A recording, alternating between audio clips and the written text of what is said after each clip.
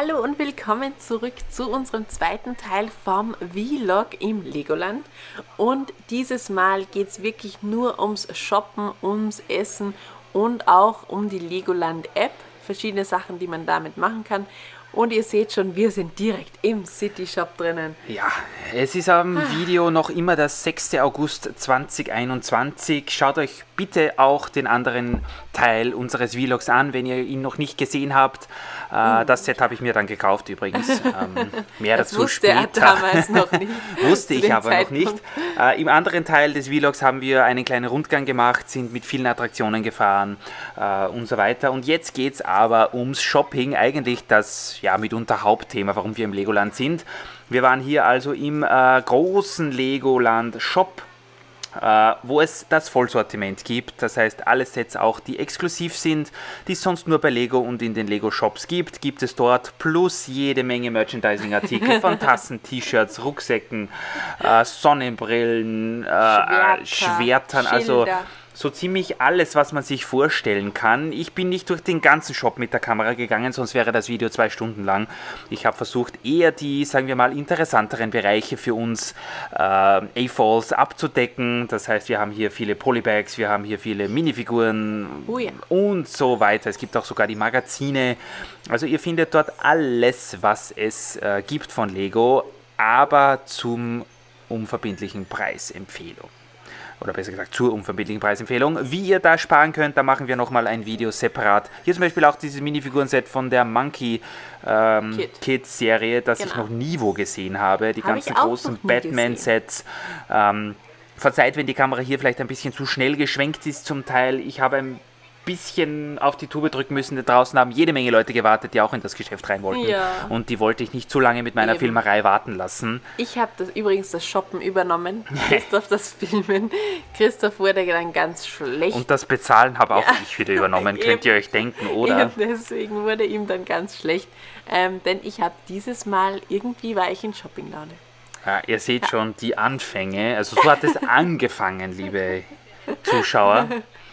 Genau. Also eine Halloween-Maske, sie hat auch schon irgendwelche Minifiguren in der Hand. Wie gesagt, es gibt auch noch ein Haul-Video. Wir werden euch zeigen, was wir den ganzen Tag, ich traue mich gar nicht sagen, wie viel wir ausgegeben haben. Zu viel, aber es waren zu tolle Sachen und zu tolle Angebote.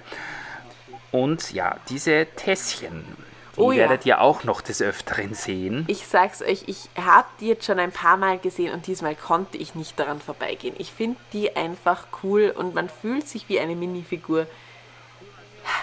Die mussten mit. Wir haben schon mehrere Lego-Tassen, aber die hatten wir noch nicht. Genau. Ja, wie gesagt, tolle Rucksäcke. Hier sind die großen Creator-Fahrzeuge. Ihr habt auch das Lebkuchenhaus gesehen. Übrigens, falls ihr das Weihnachtsset noch haben möchtet, zum Beispiel, war auch dort. Ja, es gab so viele tolle Sachen. Es gab ja auch eine extra Harry Potter-Ecke, hier mit dem Star Wars-Ecke. Das Republic Gunship, sie haben es natürlich zum UVP, was schlecht ist, aber wenn ihr es euch holen wollt. Man kann mit diversen Gutscheinen sparen. Ich habe schon gesagt, wir machen noch ein Video. Jede Menge Super Mario Sets. Ich wusste gar nicht, dass es so viele Add-ons zu Super Mario gibt. Die Botanical Gardens, das Barracuda Bay Set, welches anscheinend aus dem Programm geht, genauso wie die Achterbahn, holt euch die auf jeden Fall noch. Also sie haben, und da geht es wieder weiter, die Sesamstraße haben wir auch gekauft.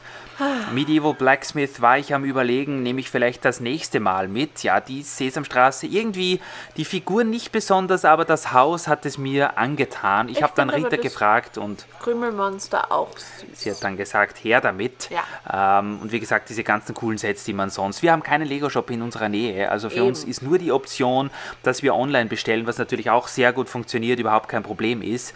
Aber für uns diese Sets mal zu sehen und hier mal richtig wieder zu shoppen, nach Herzenslaune, das ist für uns einfach immer was Besonderes und natürlich umso mehr in diesem riesengroßen Geschäft. Das ist es aber einfach auch, einfach mal so durchlaufen zu können, durchzuschauen und einfach mal die E-Sets in echt zu sehen und eben zu sehen, was es sonst noch alles gibt. Denn speziell bei Super Mario habe ich ja langsam den Überblick verloren bei diesen ganzen verschiedenen kleinen Erweiterungen. Und da hat man wirklich alle irgendwie auf einen Haufen und kann das mal echt einfach in Ruhe durchschauen. Ja, genau. Zum Beispiel auch dieses Harry Potter Set mit den 2 großen Figuren wusste ich gar nicht, dass es das schon gibt. Ja. Hier haben wir das neue Hogwarts, die große Halle, auch das Schachset natürlich. Oh ja, das ist auch cool. Also da war ich direkt ein bisschen verblüfft, wie viele Lego Harry Potter Sets es eigentlich schon gibt. Natürlich auch die Winkelgasse, diese Bücher, also alles Mögliche. Es gibt auch ein neues Minifiguren-Set, welches du dir, glaube ich, gekauft hast. Genau. Hier ist es in der Mitte unten im Bild mit 9 Figuren. Das habe ich auch mitgenommen, denn da sind wirklich auch wieder coole Figuren mit dabei.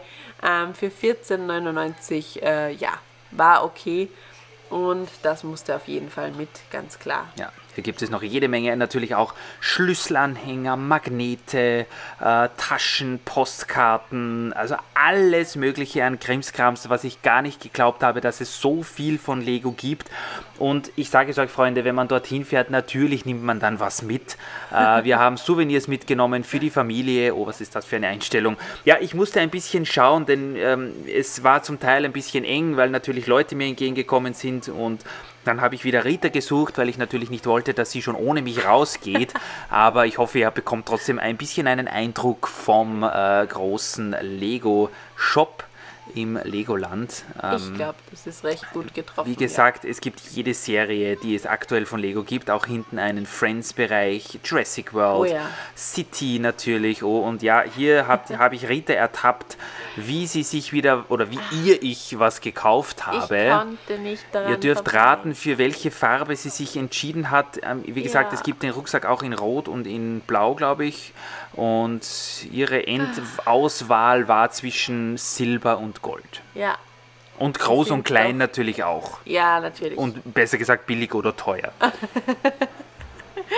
Dann ging es weiter. Ihr seht es schon hier.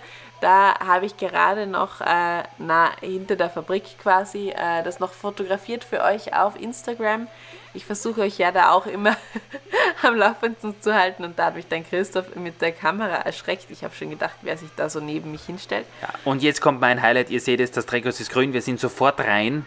Das ist übrigens in neu. Die Lego-Fabrik. Genau, dass es jetzt immer so ein Drehkreuz gibt, wo man einfach warten muss. Das ist immer rot. Und dann steht eben drauf, wie viele Personen hinein dürfen. Und wenn es grün wird, dann kann man eben reingehen.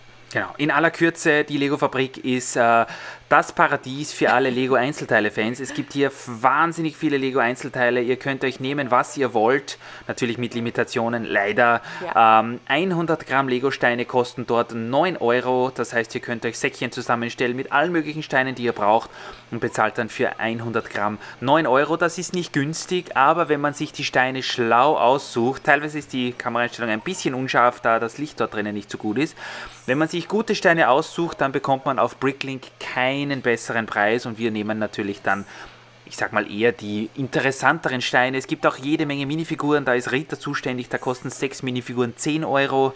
Und bitte nicht vergessen, weil das schon wieder der Fall war, dass neben mir welche das zusammengestellt haben, die Minifiguren, und die hätten dann komplett darauf vergessen, dass sie auch ein Accessoire dazugeben können. Ihr seht hier die Accessoires, wie zum Beispiel, was weiß ich, diese Armbrust oder ein Skateboard oder was auch immer.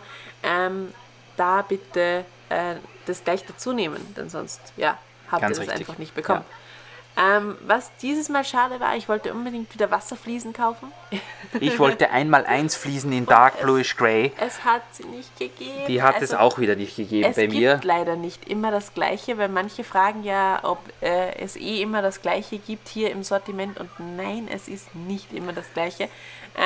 Was gut ist oder schlecht ist, je nachdem. Das Sortiment hat sich jetzt in den 5 Wochen, wo wir nicht dort waren, ziemlich geändert. Hier seht ihr zum Beispiel die Aufschrift Lego Fliesen. Dort sollten eigentlich meine 1x1er sein. Genau. Es waren aber Rucksäcke und Federpenale für die Schule. Wir haben dann trotzdem noch was gefunden, aber es sind so viele tolle Steine dort, meine Lieben. Aber eben, es zahlt sich aus, dass man auch wirklich, wirklich durchgeht und durchschaut und sich nicht dazu verleiten lässt, dass man sagt, ach, ich kenne den Rest eh schon. Nein, würde ich nicht drauf vertrauen. Denn es sind immer wieder neue Sachen. Und ich habe mir da auch dann wieder neue Teile gekauft, die ich nicht wusste, dass es gibt, die so aussehen wie diese Bergteile. Ich werde es euch dann nochmal zeigen. Die aber auch wie Wassersteine aussehen gleichzeitig und glitzern. Ganz sehr eine interessant. wilde Kombination. Ich glaube, wir haben schon erwähnt, dass wir ein Haul-Video planen und demnächst mal machen werden.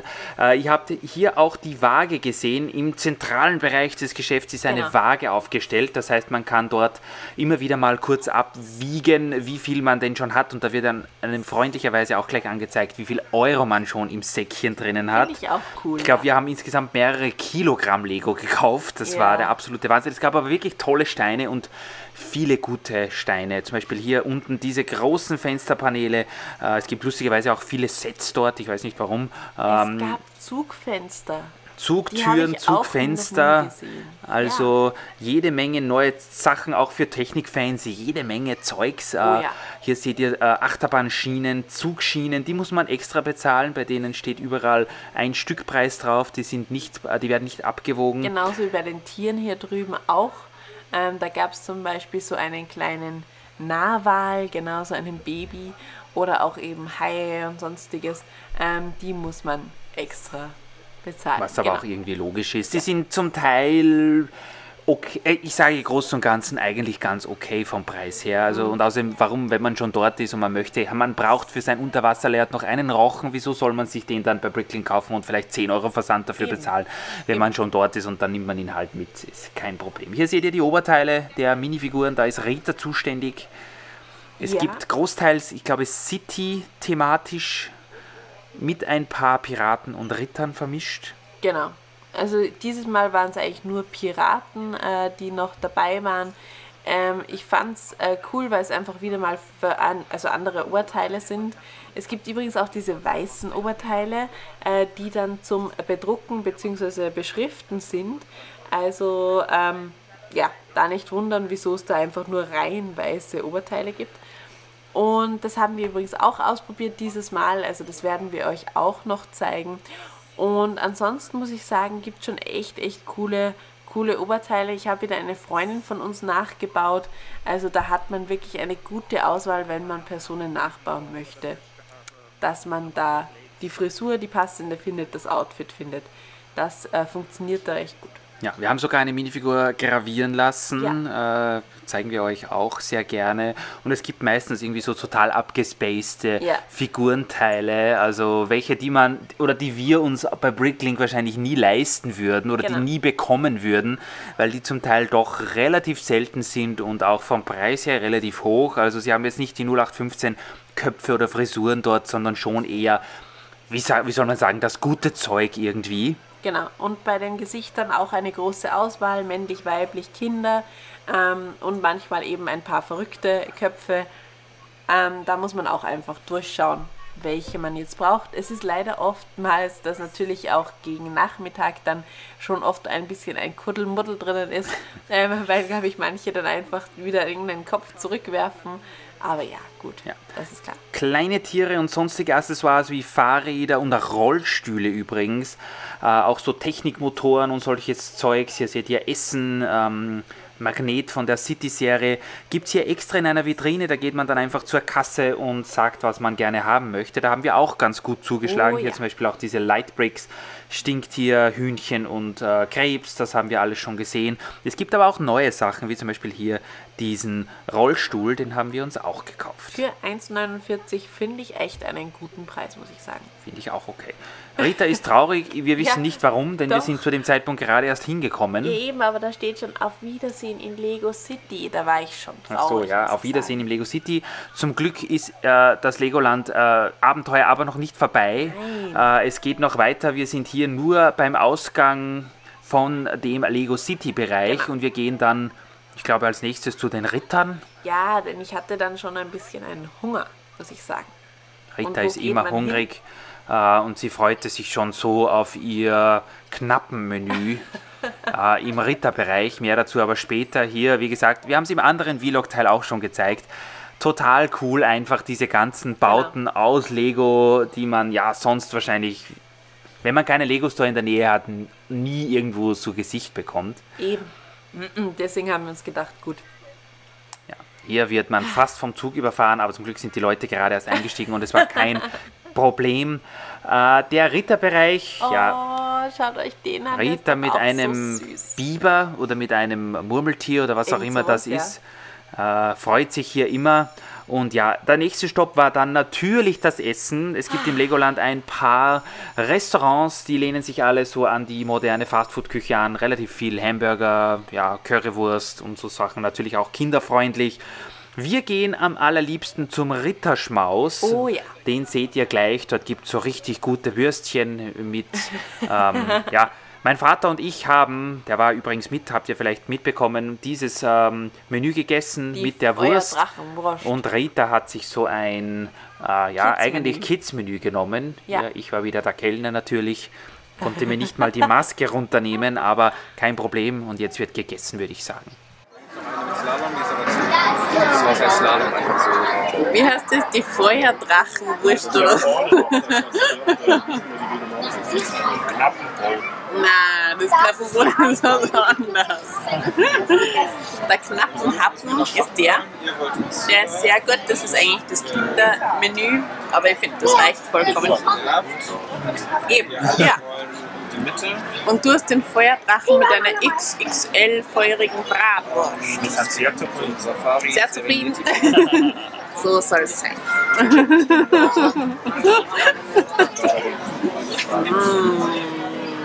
Gestärkt geht's dann weiter. Seht ihr mich mit der Legoland-App? Christoph filmt da super hinein. Naja, gut. Und ich habe da einfach mal die Wartezeiten gecheckt, denn diesmal haben wir gesagt, wir probieren das aus und schauen uns an, ob auch wirklich die Wartezeiten in der App mit der realen Wartezeit zusammenstimmen. Und ihr seht, da hat man eigentlich eine gute Übersicht. Übrigens, die Wartezeiten kann man sich nur anzeigen lassen, wenn man auch wirklich im Legoland ist. Das heißt natürlich, man muss auch, wie sagt man, das Ortungs... Ja, dieses GPS-Signal muss man eingeschaltet haben. Wir haben also hier für euch Versuchskaninchen gespielt. Wir sind in die Attraktionen reingegangen, haben geschaut, ob die Wartezeit in der App und auch direkt bei der Attraktion, die angezeigt werden, stimmen. Stimmt. Übrigens und auch cool, es wird auch angezeigt, wenn was zu ist. Ja, und wie weit etwas entfernt ist von einem, das gefällt mir auch. Ja. Wir haben herausgefunden, es stimmt nicht immer. Nein. Zum Beispiel sind wir jetzt gerade unterwegs vorbei bei Prinz Eisenherz und den Tauben, die dort oben am Dach sitzen. Ja. Auf die große Drachenachterbahn. Und mir wurde schon ganz schummrig, denn zuerst ist gestanden 40 Minuten, dann glaube ich noch 38 Minuten. Und ich dachte mir, 38 Minuten warten, das ist jetzt eigentlich nicht das, was ich unbedingt machen wollte. Aber irgendwie ein nicht so schlechter Tipp von uns. Wenn man hier niemanden draußen stehen sieht, also anstehen sieht, dann dauert es meistens nicht ganz so lange zum Warten. Ja, also hier wurde einem verklickert, dass die Wartezeit für den Feuerdrachen 38 Minuten ist. Ich glaube, wir waren nicht einmal 5 Minuten an Bord. Ja. Also die Wartezeit hat hier überhaupt nicht gestimmt. Nein. Ihr seht hier überhaupt keine Leute, man geht hier einfach durch. Es hat fast länger gedauert, zur Achterbahn zu gehen, als wir eigentlich gewartet haben. Das stimmt. Also die Wartezeit war hier statt 38 Minuten maximal 5 Minuten. Das stimmt. Also das war wirklich top, muss ich sagen. Es war halt nur, dass ich eingeschüchtert war von den 38 Minuten, aber wie gesagt, es waren ja dann gar keine. Also das ist schon echt super gewesen und auch immer, ich meine, dieser Anstehbereich ist auch echt cool. Also das ist wirklich, da wird man da schon quasi entertained. Und ihr seht, wir sind dann auch schon quasi hineingehüpft. Hier sind wir dann gestanden. Ja. Man kann die Rucksäcke, Taschen, Kameras, ansonsten, was man alles mit hat, drüben in die Kiste reingeben und dann geht es eigentlich auch schon los. Rita ist schon nervös. Vor der Fahrt braucht sie aber nicht sein. Auf der Fahrt darf man leider, wie ihr wisst, nicht filmen. Vielleicht machen wir das mal geheim. Und hier, ihr seht, 14:07 Uhr, wir gehen hinein in den Lego-Turm. Ja. Wo die Wartezeit relativ schlecht lesbar auf Ritas Handy angezeigt wird. Ich glaube, es waren 15 Minuten. Ja. Und wir haben hier getestet, wie lange man dort wartet. Wir waren in der Hoffnung, dass es auch statt 38 nur 5 Minuten sein werden. Wir wurden aber hier beim Legoland Turm enttäuscht. Das muss ich auch sagen, ja. Ich meine jetzt nicht wahnsinnig, aber ich habe mir gedacht, dass das halt doch mehr oder weniger zusammenstimmt. Aber nein, leider. Eine Schokolade und ein Schokobanane. frisch an. Sehr gut. Ja.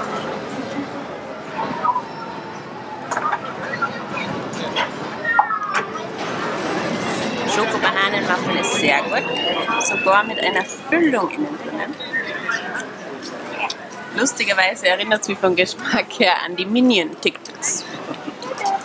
Wie schaut es bei dir aus? Ja. Empfehlenswert, die Mousse-Schokolatorte? Ja. Ja. Vielleicht nicht fürs erste Date, weil man recht dreckig ist. Aber sonst. Und ein billiges Getränk. Ein Geheimtipp, falls ihr euch nicht beim großen Lego-Shop anstellen wollt, es gibt nach wie vor den virtuellen Legoland-Shop. Jeden Tag ein anderes Passwort, ihr braucht dazu nur den QR-Code scannen, ein Passwort eingeben und ihr bekommt dann 10% auf alle Sachen, die es dort gibt. Es gibt zwar nicht alle Artikel, die es im Legoland-Shop gibt, aber wir haben uns dann dieses Lego City Set mit dem Fahrradstreifen bestellt, statt 70 umgerechnet dann 63 Euro. Die Sets holt man sich dann einfach beim Rausgehen am Jahreskartenbüro ab. Oh ja, und dann gibt es auch noch die Lego City Box, wo wir natürlich auch drinnen waren. Und ich muss sagen, ich war mega positiv überrascht, denn auch hier gibt es Minifiguren und dieses Mal sogar sehr, sehr coole Minifiguren. Christoph hat währenddessen das Display gefilmt und ist dann ganz aufgebracht zu mir gekommen, denn es haben auch noch zwei kleine Boys mit ihm das Display angesehen. Und was war deine Erkenntnis, Christoph? Ja, ich habe da die Modular Buildings, den Strand und diese Raketenabschussbasis gefilmt und war ganz begeistert. Das Set ist, oder das Display ist noch immer dasselbe wie letztes Jahr. Die beiden Jungs haben nur gezählt, wie viele Polizeiautos und Motorräder sie finden können im Layout. Mal wieder ein Indiz dafür, dass die bei Lego schon sehr genau wissen, was sie tun und dass Polizei, Feuerwehr und Co. einfach Dauerbrenner sind, die wahrscheinlich immer im Programm sein werden, auch wenn für erwachsene Lego-Fans vielleicht ein bisschen zu viel, aber da kann man leider nichts machen. Rita hat hier Minifiguren gefunden und ich glaube Schlüsselanhänger um 1,99. Stimmt. Die waren wirklich ein Schnäppchen, muss ich sagen. Ja, mir gefällt auch, wie sie hier die Modular Buildings so zum Reinschauen aufgebaut haben. Das habe ich letztes Jahr schon gefilmt, aber das ist total cool mit diesen 2x5 Steinen in durchsichtig. Die Stockwerke sehen hier wirklich total cool aus irgendwie. Es passt nicht für unsere Stadt, aber wenn man so ein bisschen reinschauen will, dann ist das schon eigentlich sehr sinnvoll und man sieht schön in die Gebäude rein. Das sind die Auslagen des großen Lego City Shops, wo man natürlich auch die Meilensteine der letzten Jahre von Lego bewundern kann. Ecto One, diese Köpfe hier finden wir nicht so toll, ganz ehrlich. So das Kolosseum, das jetzt größte Set. Für Halloween. Also bis dato. Wir haben ein paar Mal überlegt, ob wir uns nicht diesen Bonsai oder was ist das? Ja. Kaufen sollen und das Stadion ist leider ein bisschen zu klein vom Maßstab her. Da finde ich zum Beispiel die Achterbahn ein bisschen cooler. Beim Bonsai ist es auch immer das, ja. Wir haben uns den Geburtstagsstein geholt. Das Highlight auf jeden Fall der Geburtstagsstein an sich und die Verabschiedung war auch so süß. Tschüss zusammen. Ja, ich bin vorher schon gefragt worden, ob ich zu meinem Kaffee ein Deckele haben möchte. Ihr macht euch auch immer über unseren Dialekt lustig, aber die Leute hier reden auch süß, sehr witzig. Macht uns nicht lustig, wir genießen. Richtig. Also zurück zum Bonsai, der ist eben für die Stadt oft zu groß, oder finde ich halt, aber so dann wieder zu klein zum Aufstellen. Naja, gut. Was filmst du da jetzt eigentlich? Hier sind wir jetzt beim Aktionszelt wieder mal, wo sie, ich weiß nicht warum, dieses Busfahrer-Lounge-Schild entfernt haben. Nichtsdestotrotz, zum Glück gibt es noch das Lego Movie 2 Display. Ich weiß nicht, Rita interessiert das auch nicht so. Du gehst da immer als Einziger rein. Ich glaube, es interessiert auch niemanden sonst außer mir. Ich schaue mir das immer an. Ich finde, dass sie die Apokalypse-Burg hier total cool nachgebaut haben. Und zwar nicht nur das Lego-Set, sondern das ganze Display hier. Es ist ein bisschen seltsam beleuchtet manchmal, aber mir gefällt dieses Display wahnsinnig gut und ich bin immer wieder am Überlegen und schauen, wie wir auch in unserem Vergnügungspark den Bereich dort, wo die Apokalypse-Burg steht, ein bisschen erweitern und noch cooler machen können. So ein Stockwerk unter dem Lego-Set, unter der Freiheitsstatue wäre natürlich eine Möglichkeit. Auch hier dieses Tor mit den ganzen heruntergekommenen technischen Accessoires, Maschinen, kaputten Autos, ja, diesen Wrackteilen.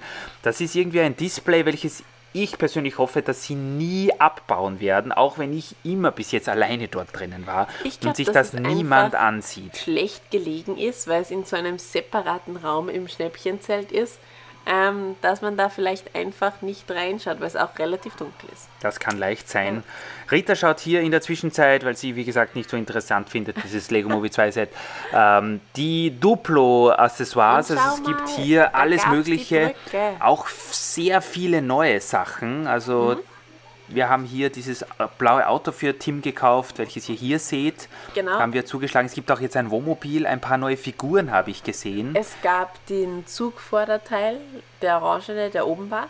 Ja. Dann eben die Brücke. Man kann auch ein einzelnes Teil von einer Brücke natürlich nachkaufen, wenn zum Beispiel irgendwas kaputt gegangen ist. Ja, richtig. Also hier seht ihr auch viel Zeugs natürlich, was aus dem Sortiment geht oder gegangen ist. Zum Beispiel Tassen um 3,99, da haben wir zugeschlagen. Wir finden dort immer was. Es ist nicht alles billig. Auch zum Beispiel Lego-Sets und so weiter, die findet ihr zum Teil im freien Handel noch um einiges günstiger als dort im Lego-Schnäppchenzelt, wo sie einfach vom UVP 20% runtergeschrieben haben oder so, aber nichtsdestotrotz, es gibt immer coole Sachen, zum Beispiel diese Becher, Schwerter, Bücher, Sticker, Schlüsselanhänger um 99 Cent, meine lieben Freunde, Schlüsselanhänger um 99 Cent. Ja. Auch teilweise sogar Lego Star Wars Sachen, wo ich gar nicht glaube, dass die eigentlich, wieso sich die nie verkauft haben. Trolls natürlich, soweit das Auge reicht, aber ja, es ist immer ein Besuch wert, dieses Aktionszelt, und wir haben da einiges an kleinem Zeugs gekauft. Es gibt auch noch immer die 1 Kilo gemischten Säcke um 35 €, die haben wir aber nicht genommen, weil wir da nicht reingesehen haben. Ja, das ist dann immer ein bisschen gefährlich. Aber nichtsdestotrotz war es ein cooles Shopping-Erlebnis dort. Lightbricks bzw. Lights and Soundbricks übrigens gibt es bei der Kasse. Falls ihr die sucht, die sind direkt bei der Kasse. Schaut dort auf jeden Fall zur Kasse, dort gibt es jede Menge noch zusätzliches Accessoire-Zeugs. Das war's von unserer Shopping-Tour und der Haul kommt demnächst. Nein, es sind nicht nur Minifiguren.